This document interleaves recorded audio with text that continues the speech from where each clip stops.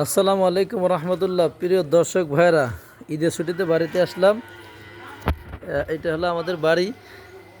তো এখানে আমার ছোটো ভাইটা এই যে আমের চারা লাগাইছে। দেখেন কত সুন্দর আম ধরছে। আল্লাহর কি কত বড় কুদরত, আল্লাহর নেয়ামত। এই ছোট গাছটায় এই রকমের আম ধরছে, এগুলো কল্পনাও করতে পারে নাই। দেখেন কত সুন্দর, একদম দেখার মতো।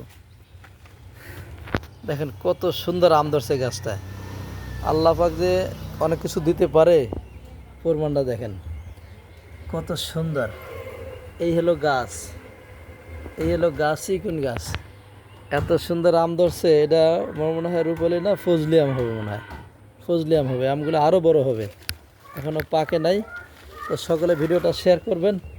আর যদি এরকমের বাসার গেটের সামনে জায়গা থাকে, অবশ্যই আপনারা এরকম চারা লাগাবেন।